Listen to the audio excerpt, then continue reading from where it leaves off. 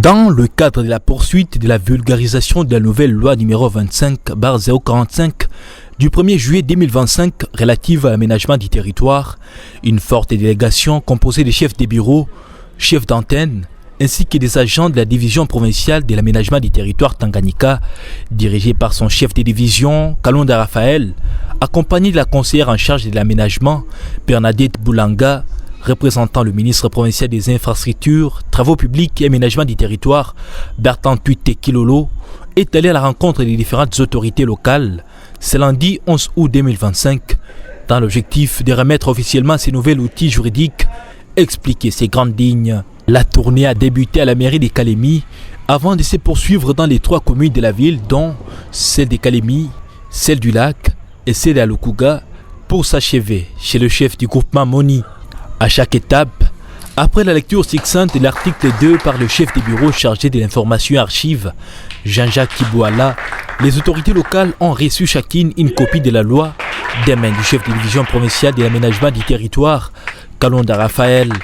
Bureau après bureau, Bernadette Boulanga, représentante du ministre Bertrand Tuite Kilolo, n'a cessé d'appeler ses responsables à s'aligner derrière la vision du chef de l'État, Félix-Antoine Tshisekedi Tshilombo, porté en province par le gouverneur Christian Kitunga Muteba, afin de vulgariser ce nouvel outil jusqu'au fin fond. En tant que représentant du ministre des Infrastructures, nous demandons aussi aux autorités urbaines de Kalemi de s'impliquer pour que cette loi soit bien appliquée dans notre province de Tanganyika, parce que c'est pour le développement de notre province. Nous demandons votre implication.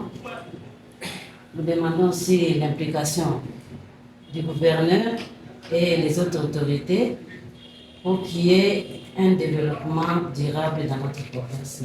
Un appel auquel toutes les autorités rencontrées n'ont pas su résister. Le développement d'abord présent ici de la ville de Kalemi et de toute la ville. Nous sommes vraiment très ravis de recevoir des mains des personnes attitrées. Ce qui montre que ce qu'on fait ici, ce n'est plus de la blague. Et je me ferai le devoir de vulgariser cette loi.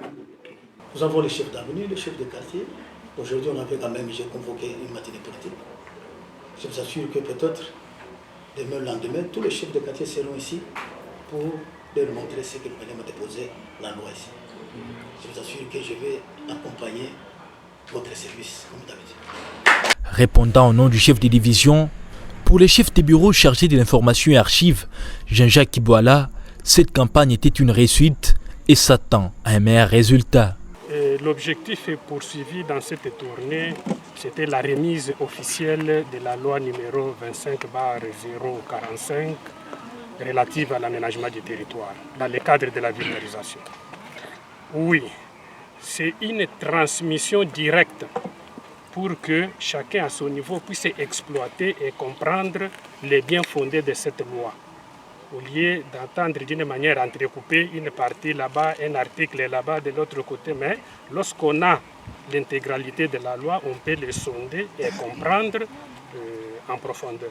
Nous attendons de la participation de tous, l'accompagnement efficace dans un esprit partagé et dans une compétitivité, de telle sorte que cette loi puisse atteindre ses objectifs, afin d'accompagner la vision du chef de l'État, le président de la République, qui cherche à mener la République démocratique du Congo vers un développement durable. Exactement, la satisfaction est vraiment parfaite, parce que partout où nous sommes passés, les différentes autorités ont accueilli la loi avec joie et avec promesse d'accompagner et de vulgariser encore davantage et aussi de prendre des dispositions pour que cette loi ne puisse pas souffrir d'aucune faille. L'aménagement du territoire se voit enfin doté d'un outil juridique crucial qui vient mettre terme au conflit de compétences entre différents services œuvrant dans les domaines fonciers. La province du Tanganyika s'illustre ainsi parmi les premières à prendre à bras le corps la mise en œuvre de cette loi capitale pour une gestion rationnelle du territoire et qui incarne la vision du chef de l'État.